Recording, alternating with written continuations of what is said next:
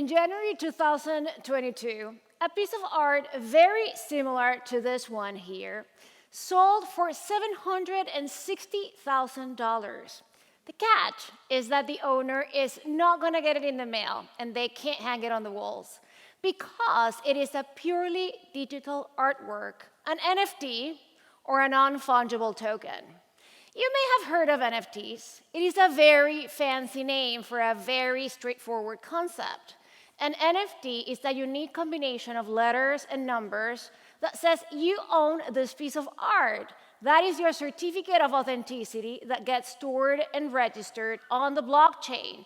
So think about the blockchain like a digital ledger, if you will.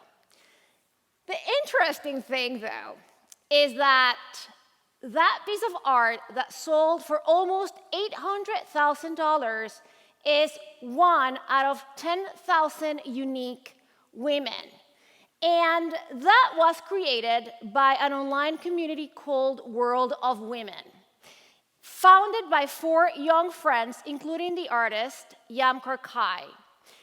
The whole collection has generated more than $150 million in transactions. Yam Karkai, the artist, told the media that this NFT project has brought to her life financial independence beyond her wildest dreams.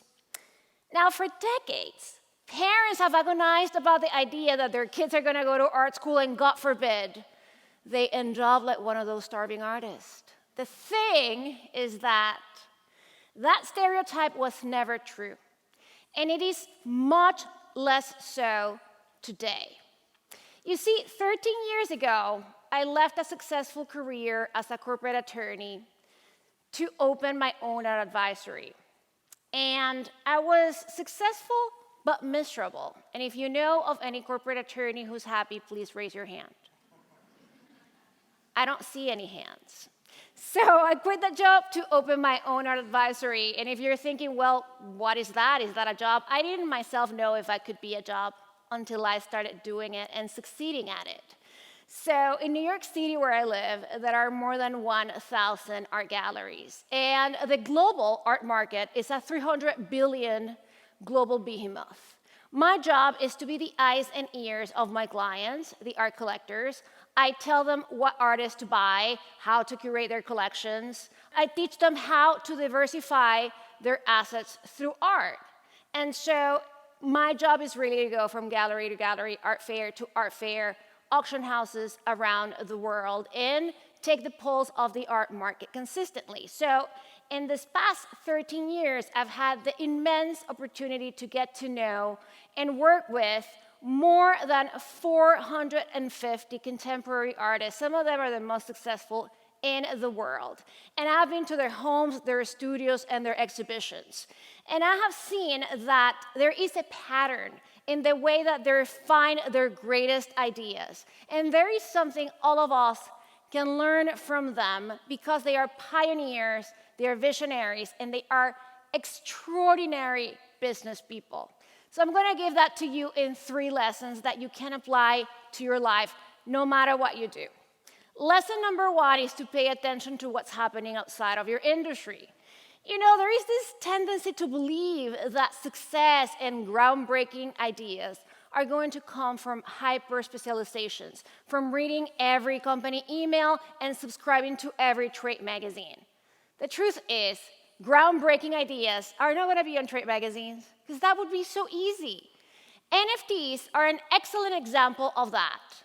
In March 2021, artist Mark Winkelmann, also known as Beeple, sold his NFT for $69 million at Christie's in New York. And it made history because it positioned Beeple as the 3rd most expensive living artist behind David Hockney and Jeff Koons, believe it or not. So when you think about a guy like Beeple, is he a successful artist who ventured into crypto, or is he an astute technologist who made this fortune out of selling digital art? You have to admit he doesn't fit cleanly into either box. In fact, when a reporter for The New Yorker asked him if he had gotten any inspiration from abstract expressionism, People answered, I have no idea what the hell that is. He succeeded because he was looking outside of the purity of the art world. Another example is from one of the most important artists you have never heard of, Hilma af Klint, born in Sweden in 1862. Now, look at her art. You're going to tell me about, well, what's the big deal? Fair enough. Compare her work to that of the artists who were born in Europe at the same time, like Seurat, Vollard, and Munch. Hilma was pretty radical. In fact, nowadays, Hilma is considered the pioneer and inventor of abstract art. And that, my friends, is a very big deal. This is an example of 3 out of 10 panels that Hilma created, called the 10 largest. Now, how did she get to abstract art? Hilma was a classically trained artist, but her fields of deep study were physics, math, astronomy, biology. So she was looking for answers outside of the purity of what it meant to be a painter. In 2018, when the Guggenheim Museum gave Hilma her first retrospective in the United States, it broke every record of attendance in the whole history of the Guggenheim. More than 600,000 people went to see that show. So the next time your boss tells you to stop getting distracted and to narrowly focus, please tell them that your little hobbies can actually change history. Lesson number 2, forget about the mainstream. Like many women my age, especially women from New York, and I just gave myself away, I am a fan of Sex and the City. And, there is this famous, the Carrie necklace. It's a neck plate. That it's almost like the show and the necklace became one thing, right? And millions of dollars have been sold from that necklace because of the show. So where did this necklace come from? It was not the designers at Tiffany's, it was not the editors of Vogue, and it wasn't the show. This necklace came from Black and Hispanic women in the 1970s from the Bronx, Harlem, and Queens in New York who wanted you to know that their names were not mainstream. At the same time, on the streets of the Bronx and in houses, a little movement started brewing.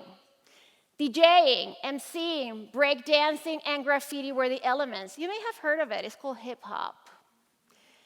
And it was the time where graffiti started slowly migrating from the filthy streets of New York, from the subway cars, onto canvases and onto the walls of galleries. Jean-Michel Basquiat is one of the best examples because he was not mainstream. What was he doing that was so special? He was turning the inspiration that he found on the streets of New York, mixing that with social justice, with ideas of music and hip-hop, and he was writing words on his canvases, both in Spanish and English, because he was from New York, but his grandparents were Puerto Rican. And that was 40 years before people like Cardi B and J Balvin realized the power they had by mixing their lyrics in 2 languages. Am I right, mi gente? Swoon is another street artist who for decades was hiding from the shame and anguish of having grown up with junkie parents, until she couldn't hide her reality anymore because her mom was diagnosed with an incurable disease provoked by her addictions. So Swoon decided to take the very not mainstream path of embracing the life of the daughter of junkie parents. And he painted her mom as her frail body was disintegrating, and she incorporated her in exhibitions and installations. And from then on, her career started to blossom even more because she was willing to accept what was not mainstream. So what Basquiat and Swoon are teaching us is that you have a story to tell that is not mainstream, that you have inside of you something that the world wants to see that is uniquely yours. Our third lesson is listen to the silence. If you have found yourself in situations where you're wondering, why is nobody talking about this thing? That is a very clear indication that you are the one who is meant to do the talking. Take, for example, Nina Chanel Abney.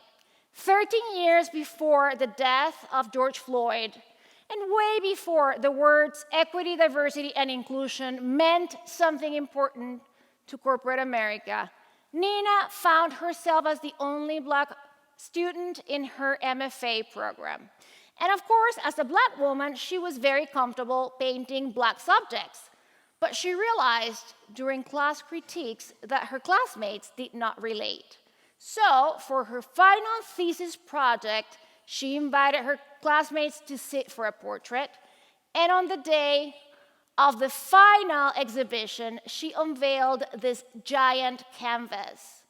She painted all her white classmates as Black inmates. And Nina painted herself as a blonde prison guard holding a giant gun.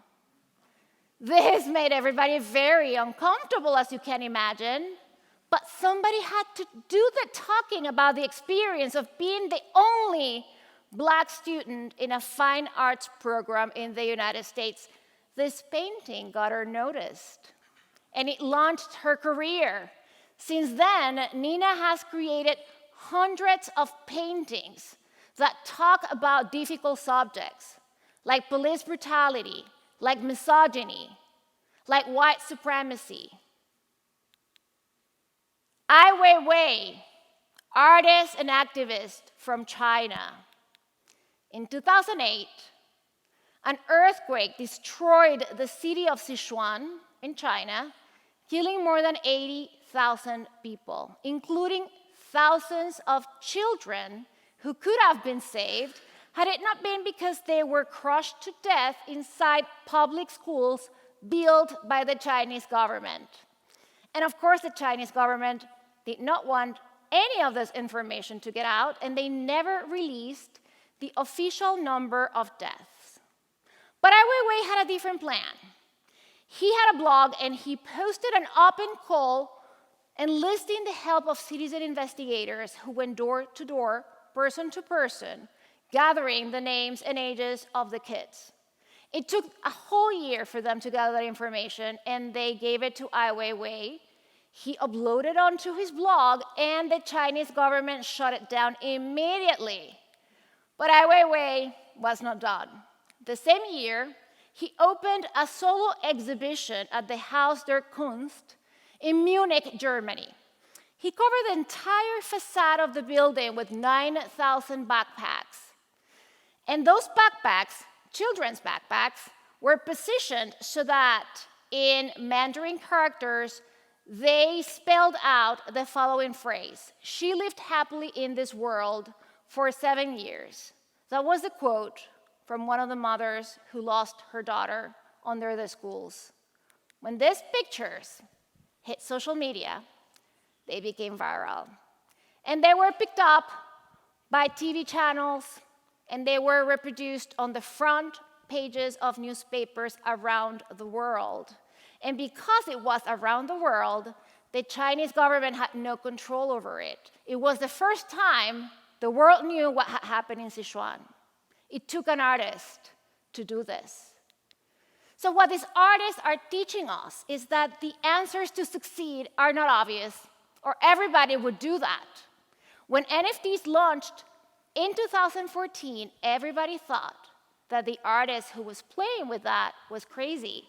Fast forward 2022, and all these artists are flocking to the digital platforms to see if they make a buck, or $1 million, or $2 million, I don't know. The thing is, successful artists get there first, and you can do the same. You can do the same by trusting your guts.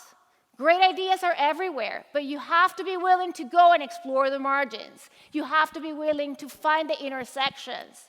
You have to be paying attention to that which is left unsaid, because that is the space where the future is being built. Thank you.